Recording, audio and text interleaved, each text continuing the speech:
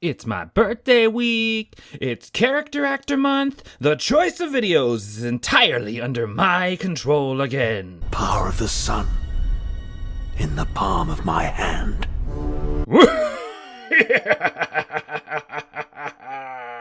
You have a train to catch. Crap.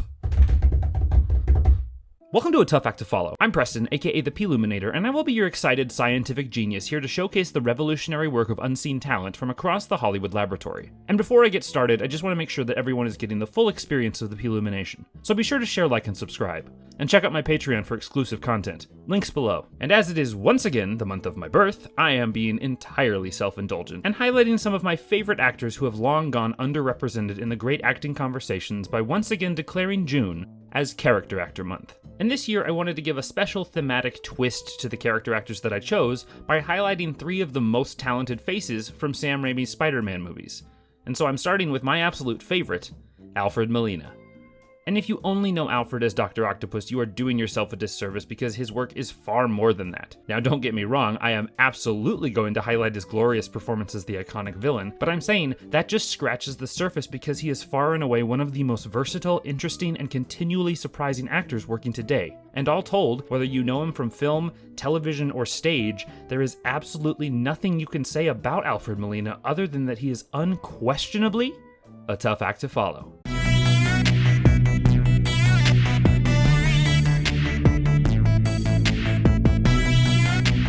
The work Alfred does is first and foremost precise. He is a crafted performer who does nothing by accident, and it shows because he is absolutely consistent with the characters that he creates. The first moment we meet a character has to match the last moment we see them in. The only difference is character growth. The characters have to grow over the course of the movie, but they can't be so radically different without purpose. So we have to make those journeys both believable at the start of the film and at the end. And this is what Alfred does so well.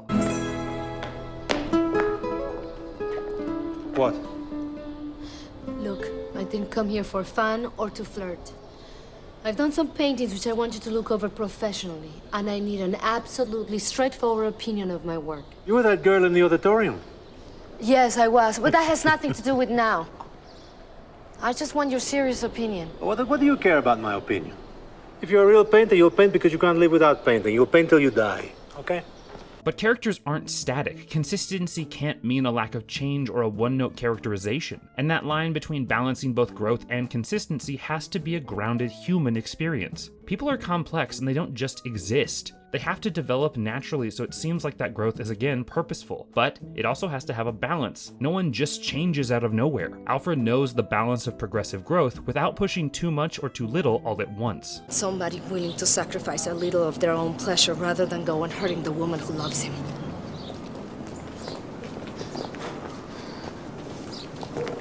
Have you lost your mind? Go to hell, Diego. You know what the consequences of this could be? He's not scared. Why should you be? Oh, dear God, Frida, of all people, why? Because we wanted to.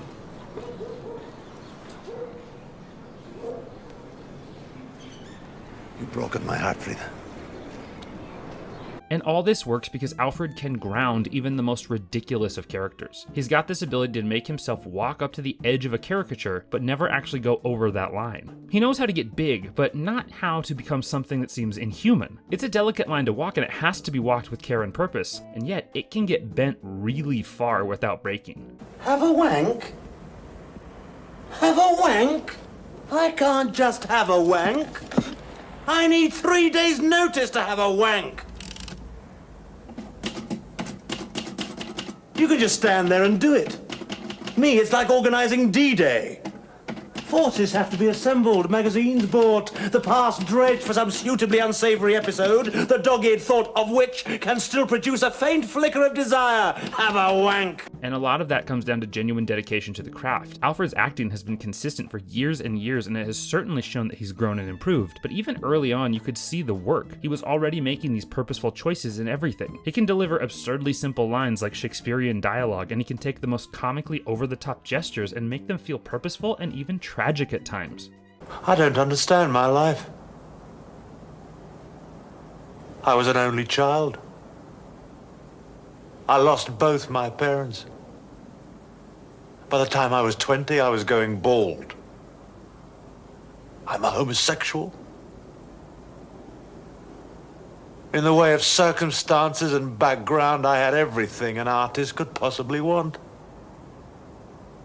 It was practically a blueprint. And yet this dedication isn't just a serious and dramatic one. Alfred still knows how to have fun. He's not afraid to make himself look like a fool. Good character actors, while still adhering to a type, are more than willing to be flexible and really find their place within the story. And sometimes that means you have to play the buffoon. Alfred plays those roles so well, and he does it in multiple ways. He's got a great ability to be bumbling at times, or blustery in others, or even a second or two behind everybody else in the scene, just a little slow. A hobby is a hobby.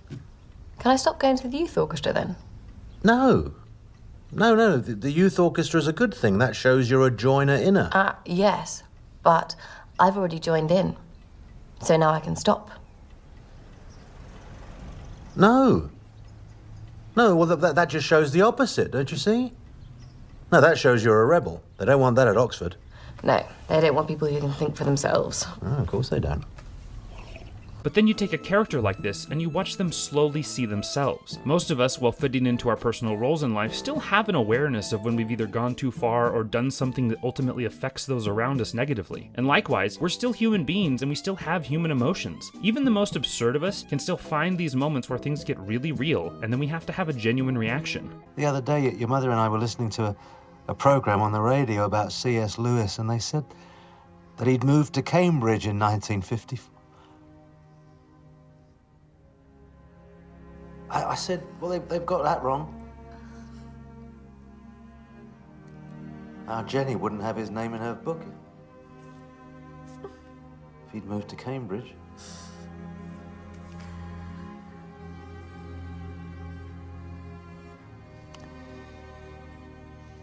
And so if Alfred can perform with that level of surgical precision and multidimensional characterization in every role, even the little side ones, or the one-off characters, then he can absolutely take over a movie when he gets to be the one who's front and center. It's because he has this compelling appeal, and that is built by his skill set, and yet he doesn't lose himself in that extra time. He just relishes the chance to use his skills to their fullest potential, rather than trying to steal the spotlight when he's not supposed to. George, why don't you come down here where I can hear you better? It's a bunk bed. So? Well, you told me Joey's losing his patience with you. Can you imagine if you broke his bed trying to shag your husband? I have missed having your body next to mine too much to have it denied to me for reasons of bad engineering.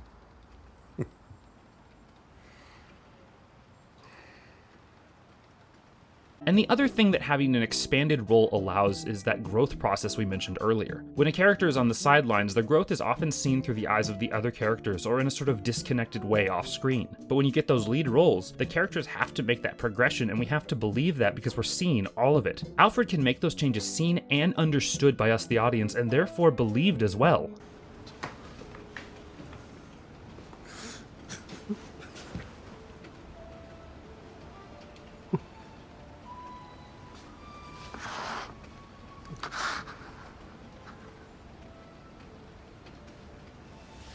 I'm sorry. Sorry. Don't be silly. Now stop this. And so now we come full circle. Alfred's a phenomenal actor who can take a wide variety of characters from across a whole host of genres and make them completely work each and every time. He can do comedic campiness, thrilling intrigue, heart-wrenching drama, but also, he knows when to blend those genres and really play something completely insane or sincere, even if the movie doesn't really fit into that genre completely.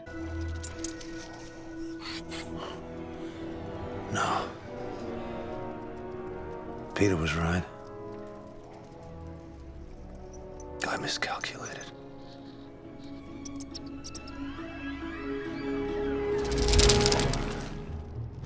I couldn't have miscalculated. It was working, wasn't it?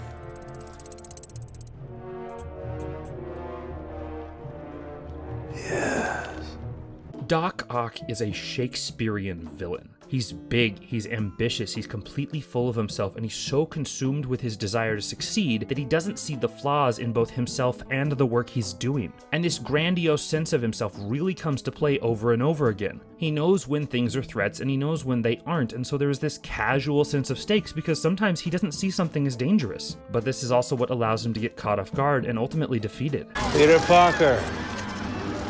And the girlfriend. What do you want? I want you to find your friend, Spider-Man. Tell him to meet me at the West Side Tower at 3 o'clock. Well, I don't know where he is. Find him. Or I'll peel the flesh off her bones. If you lay one finger on her... You'll do what? Doc Ock has this arrogance, and it gives him this hubris that is clear throughout the movie. The longer it goes on, the further he has to wrestle with himself to overcome his own problems. There's this internal conflict, and it's just sensational because we see it the whole time. And he's able to create this character who feels entirely human, and yet absolutely over the top at times. And we buy every moment of it because it's brilliant, and that just needs to be talked about. So... Oh shit, we're going for a three-peat, y'all! These things have turned you into something you're not. Don't listen to them.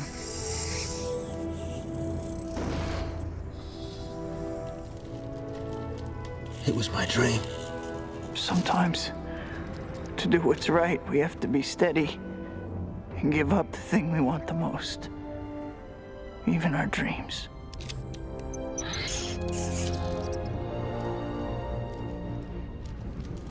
You're right.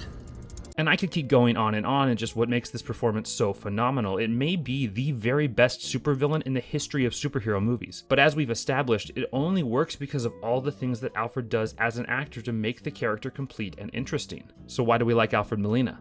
1. Alfred is precise. Nothing Alfred does is an accident. Every choice is purposeful, whether they are vocal, physical, intentional, or all parts in between. This precision helps to keep the characters consistent and allows them to service the stories being told, but it also shows the dedication to the craft that Alfred has cultivated and helps prove his skills as an actor time and time again.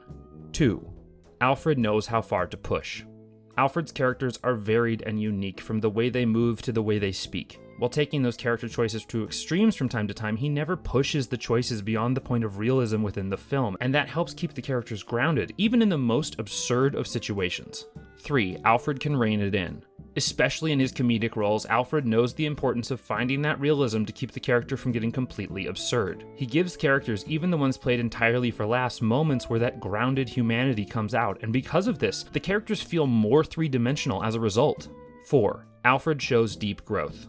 Across all these movies, the dynamic characters Alfred creates grow and change over time, and this growth continues both on and off screen based on the interactions that those characters have, sometimes in phenomenal ways. And by the time we see them at the end of the movie, they are often changed by their experiences, but still somehow the character we met at the very beginning of the film. 5. Alfred thrives on internal conflict. The greatest obstacles that Alfred often deals with are the ones that he gives to himself. His ability to make that conflict come across shows the great depth of his skills, and his work continues this wrestling match throughout even the most straightforward of movies. When it's simple, it's still somehow incredibly profound, and when it's complex, it's astounding. And the characters are all more memorable because of it. And so Alfred Molina has proven himself to be a seasoned, talented, and unforgettable performer. And I enjoy each and every movie he appears in across all manner of genres and within all manner of roles. But obviously, I have to have some that I like more than others, right? And so let me show you some of the performances I think are his highest highs. These are my 5 essential Alfred Molina performances.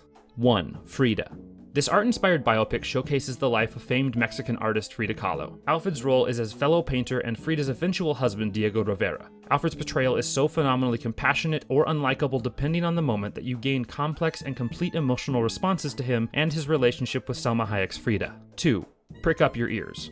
Based on the tragic rise and fall of playwright Joe Orton, this biopic really lets Alfred get crazy with his characterization. His portrayal of Orton's real-life lover and eventual murderer, Kenneth Halliwell, just steals scene after scene with flamboyance bordering on camp, but never losing itself to the absurdity and always staying human.